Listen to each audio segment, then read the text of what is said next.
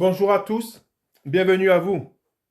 Gloire à Dieu, gloire au Père, au Fils et au Saint-Esprit, comme il était au commencement, maintenant et pour les siècles des siècles. Amen. Dieu Tout-Puissant, au nom de ton Fils, notre Seigneur Jésus-Christ, nous te prions et nous te demandons de nous pardonner. Pardonne-nous nos offenses comme nous aussi nous pardonnons à ceux qui nous ont offensés et délivre-nous du malin. Délivre-nous de tout mal, Père éternel, au nom de ton Fils, notre Seigneur Jésus-Christ. Seigneur Jésus-Christ, Maître, toi le Fils unique du Dieu vivant, du Créateur du ciel et de la terre, du Créateur de toutes choses, nous te prions et nous te demandons de nous pardonner. Pardonne-nous nos péchés comme nous aussi nous pardonnons à ceux qui nous ont offensés et délivre-nous du malin. Délivre-nous de tout mal, Seigneur Jésus-Christ. Esprit Saint, Esprit consolateur, fortifie-nous, affermis-nous et restaure-nous, et conduis-nous sur la voie droite qui mène jusqu'à notre Seigneur Jésus-Christ et jusqu'au Dieu le Père. Amen. Nous allons maintenant faire la prière que notre Seigneur Jésus-Christ, notre Maître, nous a enseignée. Et nous disons, Notre Père qui es aux cieux, que ton nom soit sanctifié, que ton règne vienne, que ta volonté soit faite sur la terre comme au ciel. Donne-nous aujourd'hui notre pain quotidien. Pardonne-nous nos offenses, comme nous aussi nous pardonnons à ceux qui nous ont offensés, et ne nous induis pas en tentation, mais délivre-nous du malin, car c'est à toi qu'appartiennent dans tous les siècles le règne, la puissance et la gloire. Amen. Nous allons maintenant faire la lecture du psaume 92. Louange et prospérité du juste. Psaume cantique pour le jour du sabbat. Il est beau de louer l'Éternel et de célébrer ton nom, ô Très-Haut. D'annoncer le matin ta bonté et ta fidélité pendant les nuits, sur l'instrument à 10 cordes et sur le luth, au son de la harpe. Tu me réjouis par tes œuvres, ô Éternel, et je chante avec allégresse l'ouvrage de tes mains. Que tes œuvres sont grandes, ô Éternel, que tes pensées sont profondes. L'homme stupide n'y connaît rien, et l'insensé n'y prend point garde. Si les méchants croissent comme l'herbe, si tous ceux qui font le mal fleurissent, c'est pour être détruits à jamais. Mais toi, tu es le Très-Haut à perpétuité, ô Éternel. Car voici tes ennemis, ô Éternel. Car voici tes ennemis périssent. Tous ceux qui font le mal sont dispersés, et tu me donnes la force du buffle. Je suis arrosé avec une huile fraîche. Mon œil se plaît à contempler mes ennemis, et mon oreille à entendre mes méchants adversaires. Les justes croissent comme le palmier, ils s'élèvent comme le cèdre du Liban, plantés dans la maison de l'Éternel. Ils prospèrent dans les parvis de notre Dieu. Ils portent encore des fruits dans la vieillesse. Ils sont pleins de sève et verdoyants, pour faire connaître que l'Éternel est juste. Il est mon rocher, et il n'y a point en lui d'iniquité. Amen. Alors nous sommes rassemblés comme tous les dimanches autour de la parole de Dieu. Et nous avons commencé cet enseignement. Nous avons commencé cet enseignement sur le titre, c'est l'offrande à l'Éternel, voir qu'est-ce que l'offrande. Et on parle de l'offrande à l'Éternel, c'est l'offrande qui est amenée dans la maison de Dieu. Hein? Et cette offrande, elle sert à l'Église. Mais nous avons vu que quand on donne l'offrande à Dieu, quand Dieu reçoit l'offrande, il regarde celui qui donne l'offrande et il regarde l'offrande elle-même. Et c'est pour cela que je vous ai donné cet exemple. On a lu dans la parole de Dieu, on va continuer à voir quelques passages sur ça. On a vu l'offrande qui a été donnée de la part de Caïn et l'offrande qui a été donnée de la part d'Abel. Et on voit que Dieu, il n'a pas reçu, il est dit de la part de Dieu, il n'a pas reçu Caïn et son offrande. Et qu'il a reçu Abel et son offrande. Hein? Alors, on peut avoir quelqu'un de généreux, hein? Mais Dieu va regarder celui qui donne l'offrande et il va regarder l'offrande lui-même. Et on va voir dans la parole de Dieu aussi que dans la maison de Dieu, à un moment, il y a eu un rejet, ils n'ont pas accepté une offrande. Ils n'ont pas pris une somme pour le mettre dans le trésor du temple. On va voir ça dans la parole de Dieu. Et c'est pour cela que il est très important quand on parle de l'offrande. Alors oui, Dieu attend de nous l'offrande, mais Dieu y regarde quand on donne l'offrande, et c'est quelque chose que Dieu fait souvent. Dieu regarde la disposition de notre cœur. Si c'est fait avec un cœur sincère. Pareil, on va le voir aussi, hein, que celui qui donne l'offrande le donne avec un bon cœur. S'il le donne, mais que son cœur n'est pas droit, hein, même s'il le donne, c'est quelque chose que Dieu ne reçoit pas. Dieu ne reçoit pas cette offrande. Hein. Et on va voir, c'est très important quand on parle de l'offrande, hein, c'est pour ça que je mets l'accent dessus. Hein. On verra, je vous donne un exemple. Hein. On peut parler les riches donnent beaucoup. Hein. On voit que des fois, un riche peut faire une offrande, mais Dieu, il va regarder. Hein, si ce riche ne se tient pas dans l'amour de Dieu, hein, on voit que souvent, des fois, on entend dans le monde des riches qui font de grosses donations, hein, mais s'ils n'ont pas connu le Seigneur, hein, c'est en vain qu'ils font cette offrande. Hein, cela ne sert à rien. Hein. Alors, nous allons voir tout ça dans la parole de Dieu et nous allons voir ce qui est dit. Amen. Alors, nous avons vu dans Genèse ce qui s'est passé quand Dieu n'a pas reçu l'offrande de Caïn. Il n'a pas reçu l'offrande de Caïn, il a reçu l'offrande d'Abel. Et je vous ai dit que si Dieu, hein, et c'était une révélation, on va voir la confirmation de cette révélation de la parole de Dieu, cela nous est confirmé dans la parole de Dieu, que les œuvres de Caïn, il n'agissait pas bien. Hein, et que Dieu, il regarde celui qui agit bien. Hein. Si on agit mal, hein, et c'est pour cela qu'on a lu ce passage où Dieu nous dit que quand tu amènes l'offrande, hein, il dit, réconcilie-toi d'abord, si tu as des gens avec lesquels tu es en foi, si tu as un désaccord avec quelqu'un, hein, règle d'abord ce désaccord et ensuite amène ton offrande. Hein. Et je vous ai parlé de Caïn, je vous ai dit que Caïn ne s'est pas levé un jour et il n'a pas décidé de tuer son frère. C'est quelque chose qui mûrissait en lui. Pourquoi? Parce que son cœur n'était pas droit. Et on va voir ce qui est dit dans la parole de Dieu. Et c'est pour cela qu'il est très important. Alors oui, l'offrande, mais regardons qui amène l'offrande et d'où vient l'offrande. Ça, on va le voir aussi. C'est les deux choses qu'on verra. Alors nous allons voir ce passage dans le Nouveau Testament.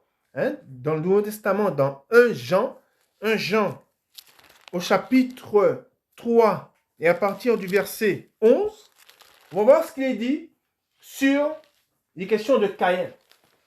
Et regardez, nous allons voir ce que Dieu dit. Nous lisons la parole de Dieu.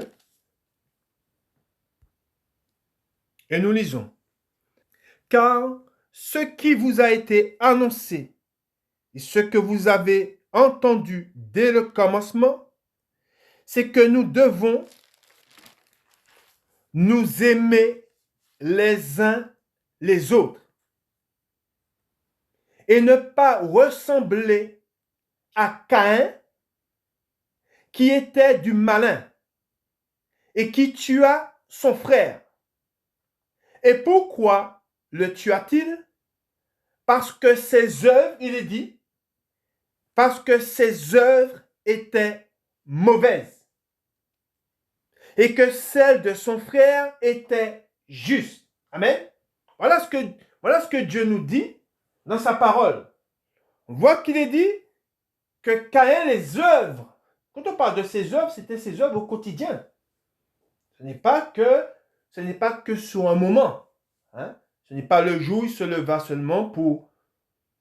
Alors oui, il a tué son frère, mais il a tué son frère. Pourquoi? Parce que ses œuvres étaient mauvaises. Et qu'est-ce que cela nous montre? Et on voit qu'ils ont chacun amené, ils ont fait une offrande à Dieu. Et Dieu a reçu l'offrande d'Abel. Et il a rejeté l'offrande. Et il a rejeté Caïn et son offrande. C'est pour ça que quand on parle d'offrande, hein, si vos œuvres, si au quotidien, vous n'êtes pas droit, vous ne marchez pas selon la volonté de Dieu, vous ne marchez pas selon la justice de Dieu, vous n'êtes pas à l'image de Christ au quotidien, et que vous faites une offrande à Dieu, eh bien, de même que Dieu a rejeté l'offrande, du moins il a rejeté Caïn et son offrande, vous serez rejetés aussi. Amen. Et c'est pour cela que beaucoup font des choses, mais ce sont des choses qu'ils font en vain. Cela ne sert à rien. Si nous n'avons pas une vie droite dans le Seigneur au quotidien, hein, et qu'on se lève, c'est pour cela qu'il y a des gens qui fréquentent des assemblées, qui font de longues prières, ils font toutes sortes de choses, mais au quotidien, ils sont méchants les uns avec les autres. Hein? Ils sont méchants avec leurs collègues, ils sont méchants avec leurs parents, hein? Ils sont méchants avec des neveux, des nièces ou des membres de leur famille. Hein? Et le dimanche, hein, ils prennent une apparence de piété et ils font des dons, hein, ils peuvent donner, mais Dieu ne regarde pas l'offrande. Hein, Dieu ne le reçoit même pas et Dieu ne reçoit pas leur offrande. Amen. Voilà, et c'est ce que cela, nous raccrochons cela à ce que nous avons vu, hein, dans la dernière prédication, hein, le dernier enseignement, où nous avons vu que Dieu a rejeté Caïn et son offrande et qu'il a reçu Abel et son offrande. Hein. Les deux, ce sont deux choses différentes. Hein. Il y a celui qui amène l'offrande, hein, et il y a l'offrande elle-même. Et nous allons voir l'offrande, qu'est-ce qu'il est dit sur l'offrande elle-même. Amen. Gloire à Dieu. Alors maintenant, nous allons dans Matthieu. Dans Matthieu. Et nous allons voir maintenant que tout n'était pas mis dans... Ah oui, c'était de l'argent, mais tout argent n'était pas mis dans le trésor. Hein. Dans le trésor, c'était dans l'urne, hein, qui servait à l'église, hein, qui servait aux dons. Et c'est ce que nous allons voir dans la parole de Dieu. Nous allons lire ce passage dans Matthieu au chapitre 27. Matthieu au chapitre 27, à partir du verset 3. Et nous lisons. Alors, Judas, qu'il avait livré, voyant qu'il était condamné, fut pris de remords et rapporta les 30 pièces d'argent aux principaux sacrificateurs et aux anciens, en disant, j'ai péché en livrant le sang innocent. Ils répondirent, que nous importe, cela te regarde. Judas jeta les pièces d'argent dans le temple, se retira et alla se pendre. Les principaux sacrificateurs les ramassèrent et dirent, il n'est pas permis, vous regardez bien ce qu'il est dit, il dit, il n'est pas permis de les mettre dans le trésor sacré. Amen.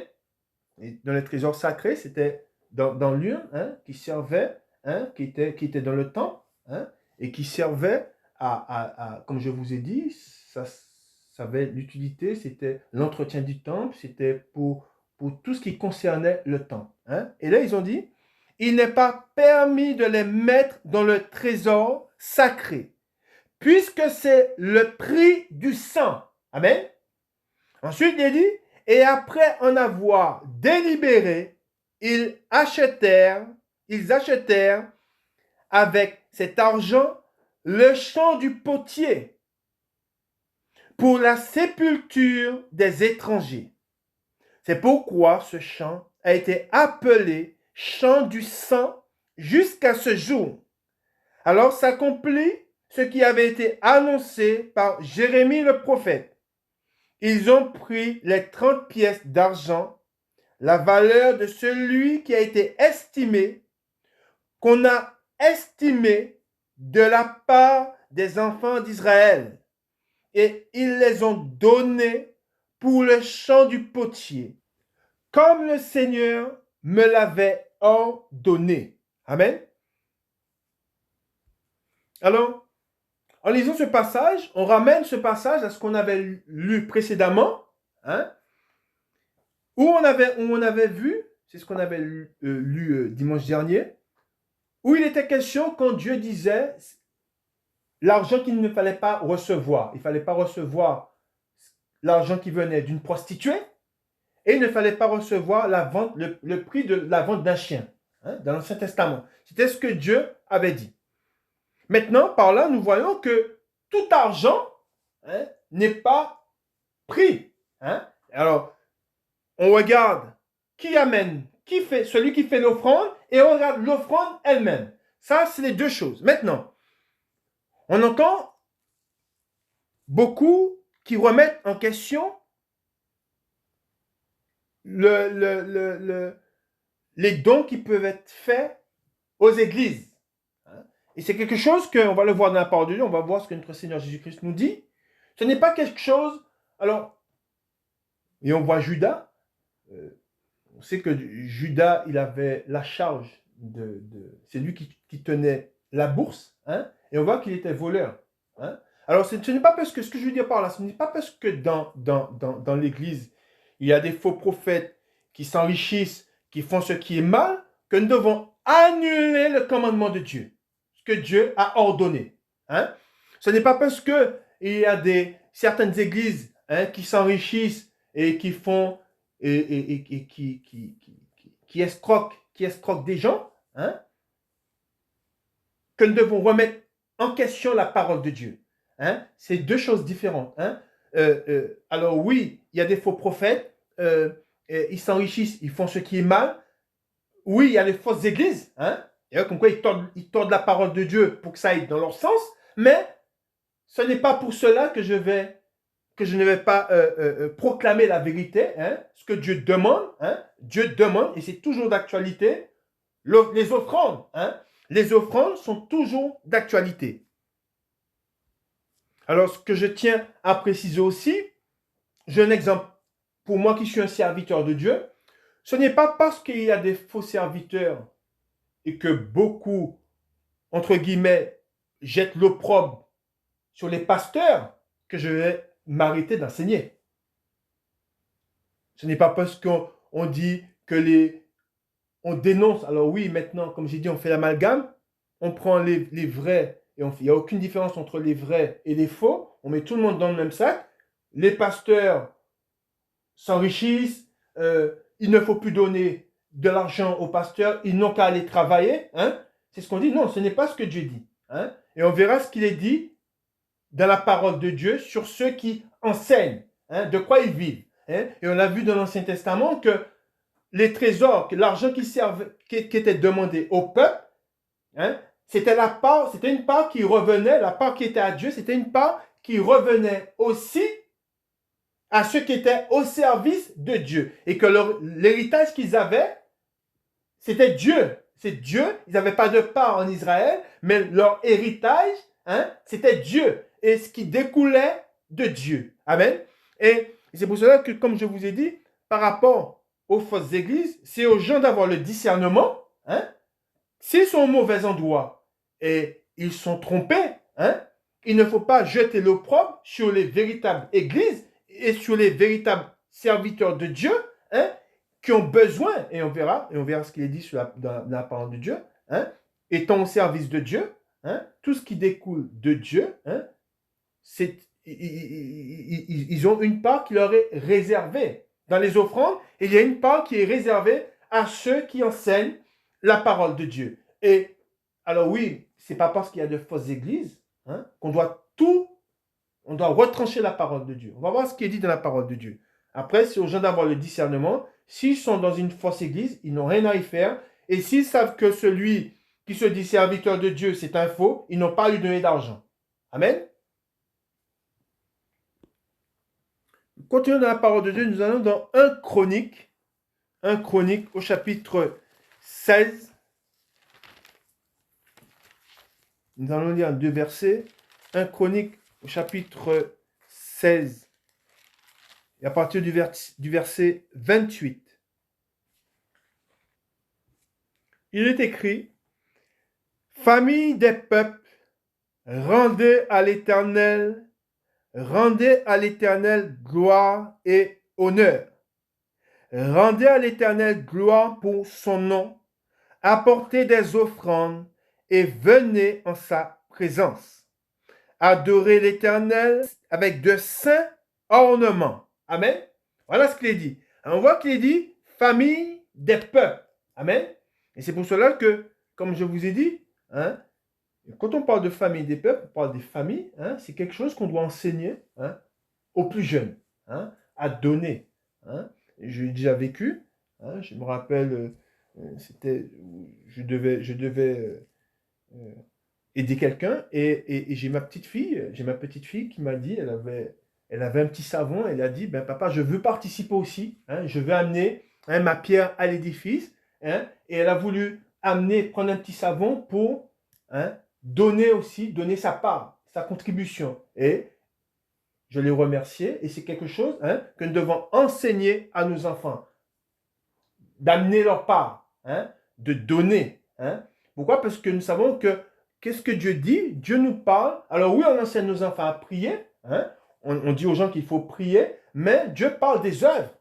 Hein. Et si on prie, et on a ce passage où il est dit que si on dit à quelqu'un, on rencontre quelqu'un dans le besoin, et on lui dit, alors oui, crois en Dieu, on lui parle du Seigneur Jésus, on lui dit, va vers Jésus, mais voyant cette personne dans le besoin, on ne lui donne pas de quoi, on ne nous donne pas ce dont il a besoin, hein, cela ne sert à rien. Hein. C'est pour ça qu'il est dit que la foi, elle est parfaite. Hein. Alors oui, je crois, mais on parle des œuvres de la foi. On parle de ce qui découle, hein, de la foi. Et ce qu'on doit mettre en premier dans notre vie, c'est pour ça que c'est très important. Quand on parle, je vous ai dit, beaucoup de païens font des dons, hein, mais Dieu ne les regarde pas. Pourquoi? Parce qu'ils n'ont pas l'amour de Dieu. Ils n'ont pas reçu l'amour de Dieu qui est Christ. Hein? Mais si vous avez Christ, amen, et vous marchez comme lui-même a marché, et vous avez les œuvres de la foi, eh bien, qu'est-ce qu'il est dit? En cela, vous êtes parfait dans la foi. La foi, sans les œuvres, elle est morte. Amen. Mais la foi et les œuvres, eh bien, c'est être parfait dans la foi. Et c'est ce que Dieu nous demande. Et c'est ce que nous devons enseigner à nos enfants. Hein, à prier, mais aussi à donner, à partager. Amen. Nous continuons dans la parole de Dieu et nous allons lire un passage dans 1 Chronique. 1 Chronique au chapitre 29. Et nous lisons à partir du verset 10. Lisons la parole de Dieu. David bénit l'Éternel en présence de toute l'assemblée. Il dit, béni sois-tu d'éternité en éternité, Éternel, Dieu de notre Père, Israël. À toi, Éternel, la grandeur, la force et la magnificence, l'éternité et la gloire, car tout ce qui est au ciel et sur la terre t'appartient. À toi, Éternel, le règne, car tu t'élèves souverainement au-dessus de tout. C'est de toi que viennent la richesse et la gloire. C'est toi qui domines sur tout. C'est dans ta main que sont la force et la puissance. Et c'est ta main qui a le pouvoir d'agrandir et d'affermir toutes choses. Maintenant, ô notre Dieu, nous te louons et nous célébrons ton nom glorieux. Car qui suis-je et qui est mon peuple pour que nous puissions te faire volontairement ces offrandes? Tout vient de toi. Je répète, tout vient de toi. Et nous recevons de ta main ce que nous t'offrons. Amen. Est-ce que vous avez bien entendu? Nous avons fini sur cette parole. Tout vient de toi. Amen. Ce que nous offrons à l'Éternel, ça c'est ce que nous devons, c'est ce qui doit être dans notre cœur. Ce que nous recevons dans nos mains vient de l'Éternel. Tout ce que nous avons vient de lui. Et si nous recevons de lui, pourquoi ne pas donner à notre tour? Amen. Et c'est pour cela que nous savons, nous savons que tout ce que nous avons ici-bas, tout ce qui est autour de nous, tout ce en quoi nous prenons du plaisir, nous l'avons reçu de Dieu. Nous le recevons de Dieu. Et l'ayant reçu de lui, à notre tour, nous devons donner. Amen. Et nous devons prendre une part de ce que nous avons reçu de Dieu et le donner à Dieu. Pourquoi? Parce que je vous ai dit, quand on parle de l'offrande, je parle de l'offrande, cette offrande qui est pour l'édification de l'Église. Si vous êtes dans une assemblée, et je remets l'accent sur ça, si vous êtes dans une assemblée, si vous êtes conduit par un homme, un véritable homme de Dieu, vous savez que l'homme de Dieu, le pain qui lui revient, c'est une part de ce qui est à l'éternel. Mais si vous ne donnez rien, et on va le voir dans la parole de Dieu, comment il pourra se donner tout entier à l'œuvre de Dieu?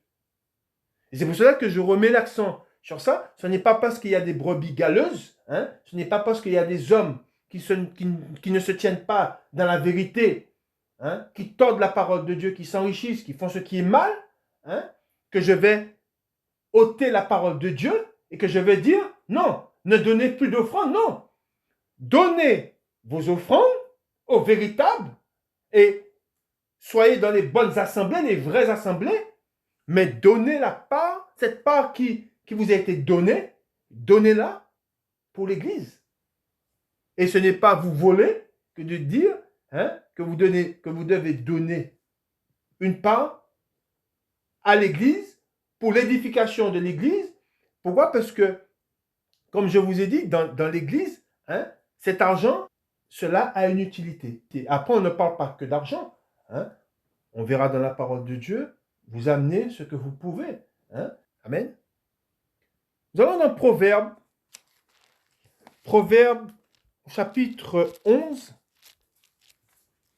et nous lisons à partir du verset 24. Nous lisons. Tel qui donne libéralement devient plus riche, et tel qui épargne à l'excès ne fait que s'appauvrir. L'âme bienfaisante sera rassasiée, et celui qui arrose sera lui-même arrosé. Amen. Voilà ce qui est dit dans la parole de Dieu. Amen. Et vous savez, et vous allez comprendre pourquoi je parle. Dieu m'a mis à cœur de parler de cela. Vous savez, l'argent est un tabou. L'argent, c'est quelque chose. Celui qui aborde ce sujet, tout de suite, il peut. Limite, on lui jette des pierres. Mais n'oublions pas une chose. Et c'est pour cela que je suis là. Et on va voir ce qu'il est dit dans la parole de Dieu. Je veux faire la volonté de Dieu. La volonté de Dieu qui est de, et on va le voir dans la parole de Dieu, qui est de proclamer la vérité. Je ne suis pas là pour me mettre en avant, ou pour mettre un homme en avant.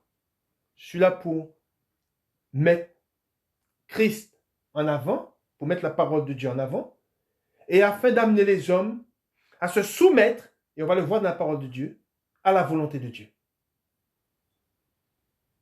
Et aujourd'hui, nous savons que nous sommes dans la fin.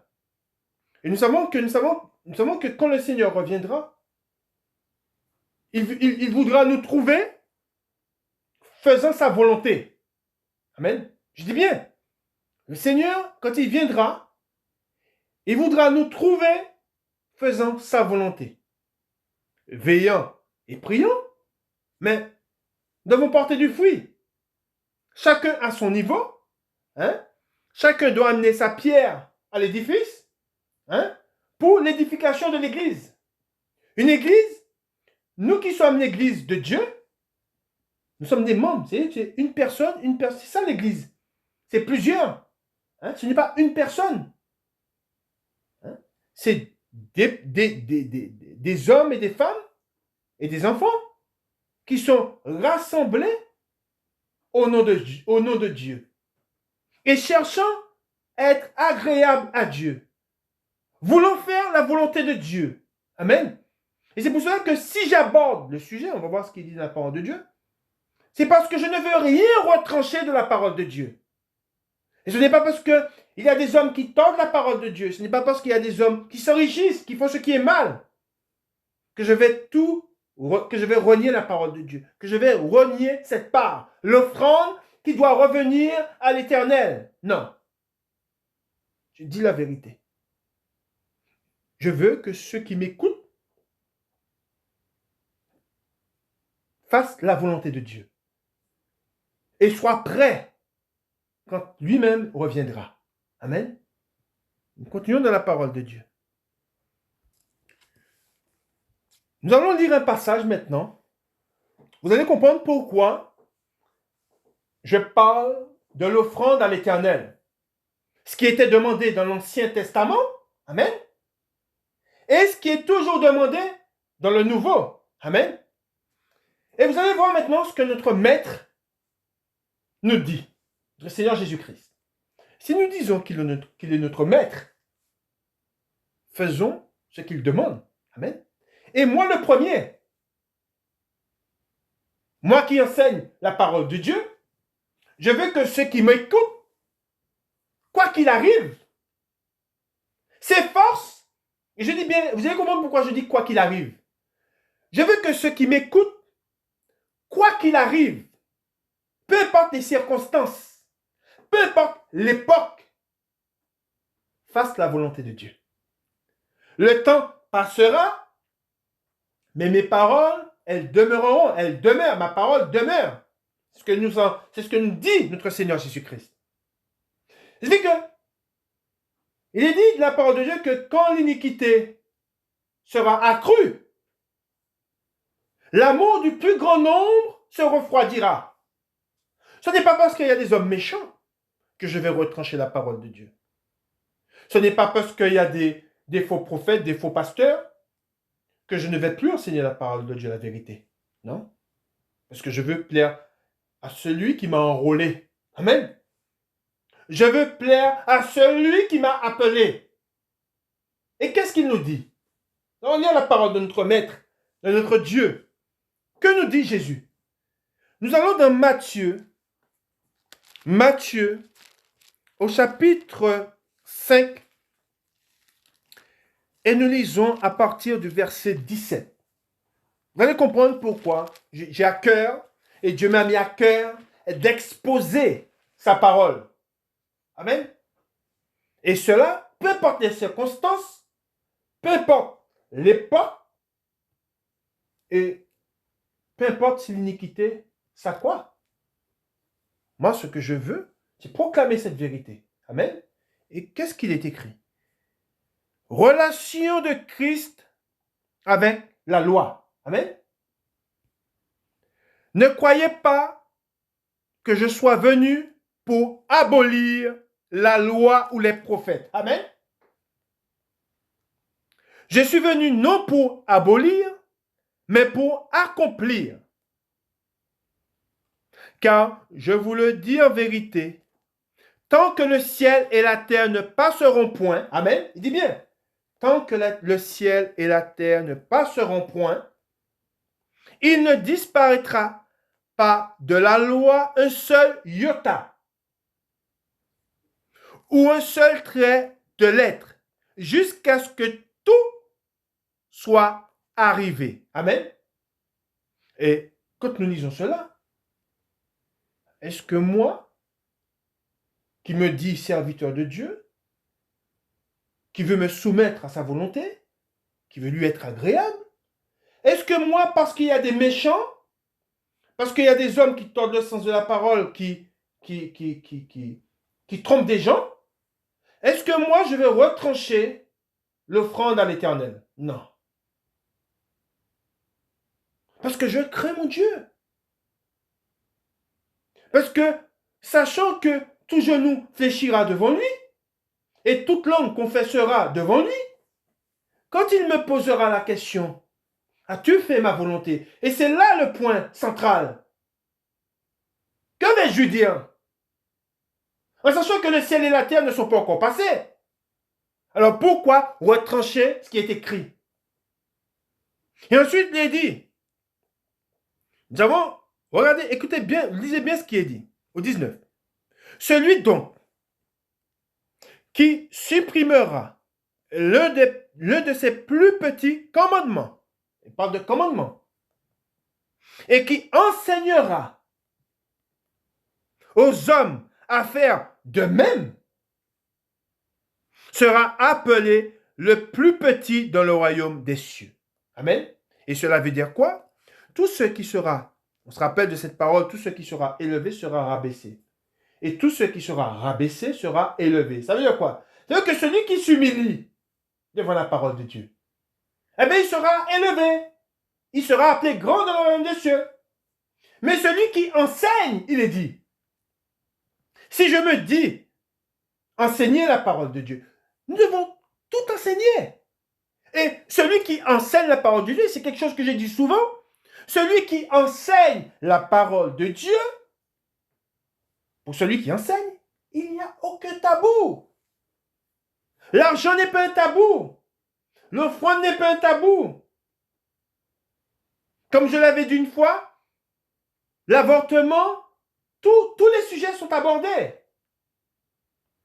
Et j'avais expliqué une fois où j'avais vu un soi-disant homme qui enseignait la parole de Dieu. Il se faisait appeler pasteur. Et il était dans un lieu de rassemblement. Il vendait ses livres. Et on lui a posé la question. On lui a dit, mais que pensez-vous de l'avortement? Et lui, il a dit, ben, chacun fait comme il veut. Abomination. Pour celui qui enseigne la parole de Dieu, il n'y a aucun tabou. On parle de tout. Dans la parole de Dieu, tout est abordé. Et tout est dit. Et c'est pour cela qu'il est très important. Hein? Et je ne veux pas tomber sous le jugement de Dieu. Je ne veux pas être frappé par Dieu. Je ne veux pas périr à cause du méchant. Et je me soumets à la volonté de Dieu et je le crains. Pourquoi? Parce qu'il dit, celui donc qui supprimera l'un de ses plus petits commandements et qui enseignera. C'est vrai que c'est grave. Non seulement il y en a qui le suppriment, mais il y en a qui enseignent le mensonge.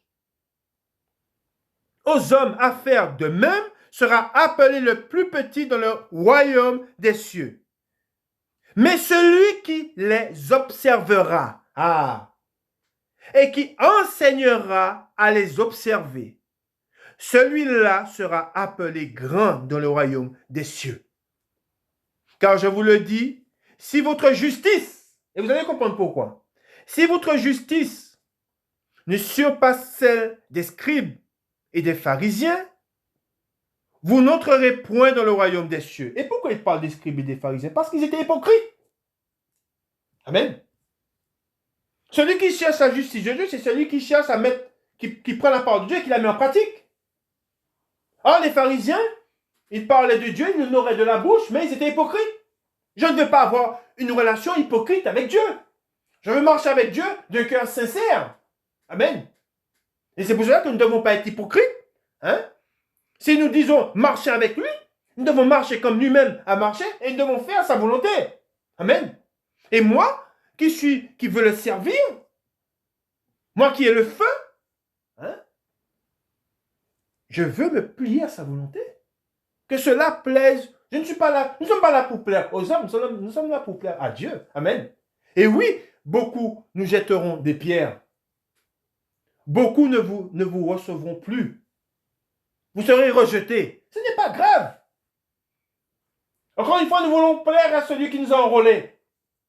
Nous voulons plaire à celui qui est mort à la croix pour nous. Amen. C'est ça la vérité. Continuons dans la parole de Dieu.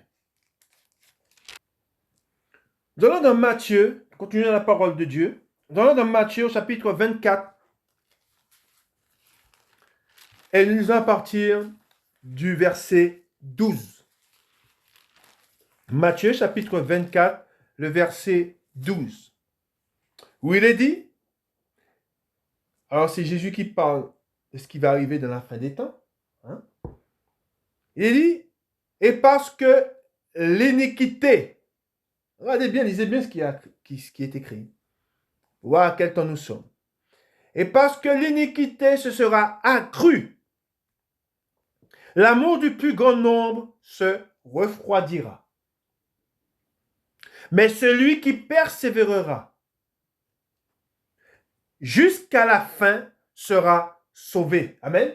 Et quand il dit, celui qui persévérera jusqu'à la fin sera sauvé, ça veut dire quoi? Je vous ai dit, peu importe les circonstances, peu importe les époques, ce que nous devons faire, c'est faire la volonté de Dieu. C'est ce qu'il dit. La persévérance dans ce que nous avons appris de lui. La persévérance dans les œuvres de la foi. Mais au 13, il est dit, mais celui qui persévérera jusqu'à la fin sera sauvé. Ensuite, il est dit au 14, cette bonne nouvelle du royaume sera prêchée dans le monde entier pour servir de témoignage à toutes les nations. Alors viendra la fin. Amen. Voilà ce qui est dit dans la parole de Dieu. Alors nous avons vu, je vous ai dit, peu importe les circonstances et les époques, de la persévérance dans ce que nous avons appris de lui. La persévérance dans ce que nous avons lu, dans ce que nous savons bien. Amen. Et nous devons rechercher le bien. Nous devons rechercher ce qui est bien dans le Seigneur. Amen. Nous continuons dans la parole de Dieu. Et nous parlons de ce qui est bien. Et nous allons voir ce qui est bien. Amen. Nous allons dans Marc, au chapitre 12, et nous lisons à partir du verset 41. Nous lisons l'offrande de la veuve. Et je vous ai dit, nous devons persévérer dans ce qui est bien, et nous devons prendre exemple sur les témoins de la foi. Amen. Jésus s'étant assis vis-à-vis du tronc, regardait comment la foule y mettait de l'argent.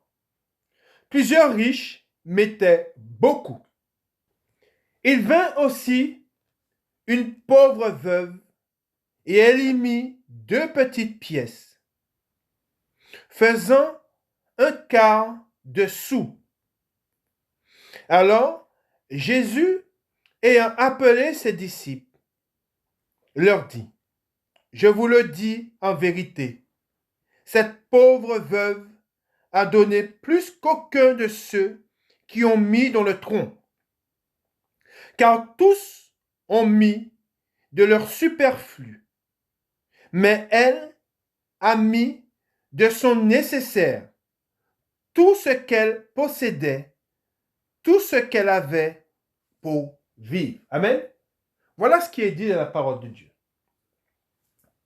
Sur l'offrande de la veuve. Et on voit dans ce passage, il dit que Jésus s'étant assis vis-à-vis du tronc, regardait comment la foule y mettait de l'argent. Et ce que je veux vous dire, c'est que de même que Jésus était assis, il regardait, de même, aujourd'hui, il est assis à la droite du Père, et il regarde. Il regarde les actions de chacun. Il regarde ce que chacun fait. Il regarde tous ceux qui disent avoir la foi, ce qu'ils font. S'ils ont les œuvres qui vont avec la foi. De même, quand moi j'ai cru, j'ai reçu l'appel de Dieu, et aujourd'hui, j'œuvre pour le Seigneur, pour Dieu, pour celui en qui j'ai cru, pour celui qui m'a enrôlé. Je le sers, et je le servirai par sa grâce, et je lui demande de pouvoir le servir, et d'achever la course, et d'aller jusqu'à la fin. Amen. C'est pour cela que nous savons que si nous disons qu'il est notre maître, devons chercher à lui être agréable, et ne pas regarder, quand je dis ne pas regarder, nous sommes aussi une offrande à Dieu, hein, car de Jésus, il est dit, il était une offrande sainte et agréable à Dieu, hein, d'une agréable odeur, hein, de même que nous, hein, n'oublions pas que Dieu regarde celui qui donne l'offrande, il regarde l'offrande, mais il regarde celui qui la donne aussi. Amen. Et nous devons nous donner à Dieu et ne pas regarder à la manière dont on se donne. Hein? On doit se donner complètement à Dieu. Amen. Continuons dans la parole de Dieu. Après ce passage sur la veuve que nous venons de lire, nous allons dans Luc. Luc au chapitre 6. Luc au chapitre 6. Et nous lisons à partir du verset 38. Où il est écrit: donnez et il vous sera donné. On versera dans votre sein une bonne mesure, serrée, secouée et qui déborde, car on vous mesurera avec la mesure dont vous vous serez servi. Amen. Voilà ce qu'il est dit. Et je vous répète, nous devons nous efforcer d'entrer dans le royaume de Dieu. Amen. Et s'efforcer de rentrer dans le royaume de Dieu, c'est chaque jour que Dieu fasse, nous cherchons à lui être agréable, à faire sa volonté. Amen. Pas la nôtre, pas celle des hommes, mais celle de Dieu. Amen. Pourquoi? C'est ce que nous allons lire maintenant.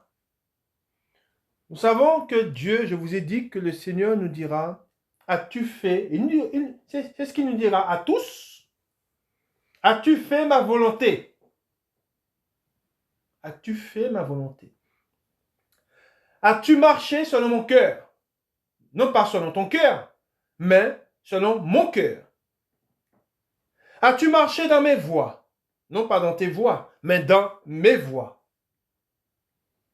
C'est ce qu'il nous dira. Pourquoi? Nous allons lire ce passage dans Luc. Luc au chapitre 13 à partir du verset 22. Nous lisons: enseignement donné sur le chemin de Jérusalem. Jésus traversait les villes et les villages, enseignant et faisant route vers Jérusalem. Quelqu'un lui dit: Seigneur, y a-t-il que peu de gens qui soient sauvés? Il leur répondit: efforcez-vous d'entrer par la porte étroite. Car je vous le dis, beaucoup chercheront à entrer et ne le pourront pas. Quand le maître de la maison se sera levé et aura fermé la porte, et que vous, étant dehors, vous commencez à frapper à la porte en disant: Seigneur, Seigneur, ouvre-nous. Et il vous répondra: je ne sais d'où vous êtes. Alors, vous vous mettrez à dire: nous avons mangé et bu devant toi, et tu as enseigné dans nos rues. Et il répondra: je vous le dis, je ne sais d'où vous êtes. Retirez-vous de moi, vous tous ouvriers d'iniquité. Et je vous rappelle, l'iniquité, c'est faire ce qui est contraire à Dieu, à la volonté de Dieu. Et nous ne voulons pas faire ce qui est contraire à sa volonté, nous voulons faire sa volonté. Ensuite, il dit, c'est là qu'il y aura des pleurs et des grincements de dents. Quand vous verrez Abraham, Isaac, Jacob et tous les prophètes dans le royaume de Dieu, et que vous serez jetés dehors. Il en viendra de l'Orient et de l'Occident, du Nord et du Midi, et ils se mettront à table dans le royaume de Dieu. Et voici, il y en a des derniers qui seront les premiers, et des premiers qui seront les derniers. Amen. Ne voulons pas que la porte soit fermée. Mais pour qu'elle ne soit pas fermée, encore une fois, nous devons faire la volonté de Dieu. Que cela ne plaise pas aux hommes, cela ne nous regarde pas. Nous devons avoir les regards fixés sur Jésus et sur la parole, sur sa parole, sur la parole de Dieu. Et nous devons nous efforcer de mettre la parole de Dieu en pratique. Amen. Et c'est en la mettant en pratique, et c'est là seulement que cela est agréable à Dieu et que nous sommes agréables à Dieu. C'est en mettant la parole de Dieu en pratique seulement. Amen. Nous continuons dans la parole de Dieu. Je vous ai parlé, je vous ai dit que ceux qui servent Dieu ont une part. Que leur héritage, c'est Dieu. Nous allons lire un passage et vous allez voir ce qu'il est dit sur ceux qui servaient Dieu, ce que Jésus leur a dit. Amen. Nous lisons dans Matthieu au chapitre 10 et nous lisons à partir du verset 1. Nous lisons la parole de notre Seigneur Jésus-Christ. Puis, ayant appelé ses 12 disciples, il leur donna le pouvoir de chasser les esprits impurs et de guérir toute maladie et toute infirmité. Voici les noms des 12 apôtres. Le premier, Simon, appelé Pierre, et André, son frère, Jacques, fils de Zébédée, et Jean, son frère, Philippe et Barthélemy, Thomas et Matthieu, le publicain, Jacques, fils d'Alphée, et Thaddée, Simon, le Cananite, et Judas Iscariote, celui qui livra Jésus. Tels sont les 12 que Jésus envoya après leur avoir donné les instructions suivantes. N'allez pas vers les païens et n'entrez pas dans les villes des Samaritains. Allez plutôt vers les brebis perdues de la maison d'Israël. Allez prêcher et dites, le royaume des cieux est proche. Guérissez les malades, ressuscitez les morts, purifiez les lépreux, chassez les démons. Et regardez bien ce qu'il est écrit. Vous avez reçu gratuitement, donnez gratuitement.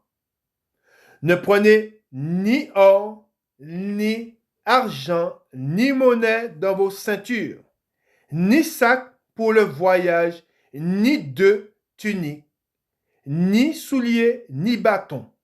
Car l'ouvrier mérite sa nourriture. Amen. Je répète, l'ouvrier, pour ceux qui sont au service de Dieu, il est dit, l'ouvrier, la moisson est grande, mais il y a peu d'ouvriers. Priez le maître de la maison afin qu'il envoie des ouvriers dans sa moisson. Hein? Mais il est dit, l'ouvrier mérite, amen, l'ouvrier mérite sa nourriture. Amen. Maintenant, à ce passage que nous venons de lire, nous allons raccrocher notre passage. Amen. Nous lisons dans 1 Corinthiens, au chapitre 9, nous lisons à partir du verset 7. Qui jamais est engagé dans une armée à ses propres frais? Qui est-ce qui plante une vigne et n'en mange pas le fruit? Qui est-ce qui fait paître un troupeau et ne se nourrit pas du lait du troupeau? Ces choses que je dis n'existent-elles que dans les usages des hommes? La loi ne les dit-elle pas aussi? Car il est écrit dans la loi de Moïse, tu ne muselleras point le bœuf quand il foule le grain. Et on se rappelle de ce que Jésus a dit, je ne suis pas venu pour abolir la loi, mais pour accomplir. Amen. Ensuite, il dit, Dieu se met-il en peine des bœufs ou parle-t-il uniquement à cause de nous? Oui, c'est à cause de nous qu'il a été écrit que celui qui laboure doit labourer avec espérance. Et celui qui foule le grain foulé avec l'espérance d'y avoir part. Si nous avons semé parmi vous les biens spirituels, est-ce une grosse affaire si nous moissonnons vos biens temporels? Si d'autres jouissent de ce droit sur vous, n'est-ce pas plutôt à nous d'en jouir? Mais nous n'avons point usé de ce droit. Au contraire, nous souffrons tout afin de ne pas créer d'obstacle à l'évangile de Christ.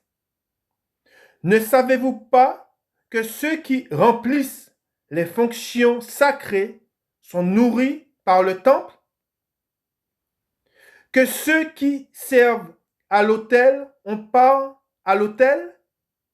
De même aussi, le Seigneur a ordonné à ceux qui annoncent l'évangile de vivre de l'évangile. Pour moi, je n'ai usé d'aucun de ces droits. Et ce n'est pas afin de les réclamer en ma faveur que j'écris ainsi. Car j'aimerais mieux mourir que de me laisser enlever ce sujet de gloire. Si j'annonce l'évangile, ce n'est pas pour moi un sujet de gloire, car la nécessité m'en est imposée. Et malheur à moi si je n'annonce pas l'évangile. Si je le fais de bon cœur, j'en ai la récompense. Mais si je le fais malgré moi, c'est une charge qui m'est confiée. Quelle est donc ma récompense? C'est d'offrir gratuitement l'évangile que j'annonce, sans user de mon droit de prédicateur de l'évangile. Amen. Gloire à Dieu.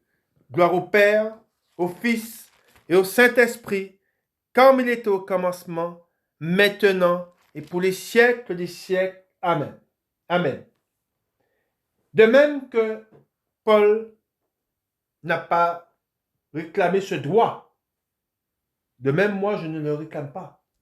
Je n'ai pas abordé ce sujet pour réclamer quelconque revenu. Non, on annonce gratuitement la parole de Dieu. Mais ce n'est pas parce qu'on ne le réclame pas qu'on ne doit pas aborder le sujet. On doit aborder le sujet et dire que voilà ce qui est dit sur ceux qui servent Dieu et la part qu'ils ont. Et encore une fois, je ne veux pas retrancher la parole de Dieu. Je veux lui être agréable. Et ce n'est pas encore une fois, je le dis, ce n'est pas parce qu'il y a de fausses églises et qu'il y a de faux serviteurs de Dieu qui s'engraissent, qui s'enrichissent, que pour autant je vais annuler la parole de Dieu. Non. L'offrande à l'Éternel est utile à l'Église. Elle est utile pour l'édification. Hein? Et elle est utile, pourquoi? Parce que on parle des œuvres. Ce sont des œuvres, même des œuvres en la foi. Amen. Voilà ce qui est dit. Et voulons être à l'image de Dieu et à l'image de celui qui animait Paul, l'Esprit Saint, je ne le réclame pas. Mais encore une fois, nous voulons accomplir la volonté de Dieu. Et nous ne voulons pas mettre un frein. Parce que beaucoup peuvent, si on réclame, beaucoup ne vont pas venir, mais la parole de Dieu ne se vend pas, elle ne s'achète pas. Hein? Et c'est pour ça qu'on dit que nous avons reçu gratuitement, nous donnons gratuitement. Amen. Nous allons lire un dernier passage dans 2 Corinthiens au chapitre 9, et nous lisons à partir du verset 6. Amen. Sachez-le, celui qui sème peu, moissonnera peu. Et celui qui sème abondamment, moissonnera abondamment. Que chacun donne comme il l'a résolu en son cœur, sans tristesse ni contrainte, car Dieu aime celui qui donne avec joie. Amen. Et Dieu peut vous combler de toutes ses grâces, afin que, possédant toujours, en toutes choses, de quoi satisfaire à tous vos besoins, vous ayez encore en abondance pour toute bonne œuvre. Selon qu'il est écrit, il a fait des largesses, il a donné aux indigents. Sa justice subsiste à jamais. Celui qui fournit de la semence au semeur et du pain pour sa nourriture vous fournira et vous multipliera la semence, et il augmentera les fruits de votre justice. Vous serez de la sorte enrichis à tout égard pour toute espèce de libéralité, qui par notre moyen feront offrir à Dieu des actions de grâce. Amen. Ensuite, il dit, car le secours de cette assistance non seulement pourvoit aux besoins des saints, mais il est encore une source abondante de nombreuses actions de grâce envers Dieu. En considération de ce secours dont ils font l'expérience, ils glorifient Dieu de votre obéissance dans la profession de l'évangile de Christ et de la libéralité de vos dons envers eux et envers tous. Ils prient pour vous parce qu'ils vous aiment à cause de la grâce imminente que Dieu vous a faite. Grâce soit rendue à Dieu pour son don merveilleux. Amen. Et n'oublions pas que Christ, c'est un don. Amen. Christ nous a été, c'est la grâce que Dieu nous a donnée. Amen. Et Christ, il s'est fait une offrande à Dieu. Amen. Et cette offrande, n'oublions pas qu'elle nous est venue de Dieu et que par cette offrande, nous avons la vie. Amen. Alors, ne nous privons pas de donner, il est dit de bon cœur, d'un cœur sincère, avec joie, et cela est utile. Amen. Et encore une fois, je ne dis pas cela pour moi, mais je le dis pour ceux qui en ont véritablement besoin et ceux qui sont appelés. Et l'Église en a besoin. Hein, ça fait partie, c'est quelque chose que Dieu, hein, de même que dans le Nouveau Testament, on voit que les dons, hein, qui étaient faits servaient à d'autres églises et cela faisait du bien à ceux qui le recevaient. Amen. Que le Seigneur vous bénisse, qu'il vous garde et recherchons à faire toujours la volonté de Dieu afin que les portes du royaume des cieux nous soient ouvertes. Amen. Que le Seigneur vous bénisse et qu'il vous garde. Bon dimanche à vous. Amen.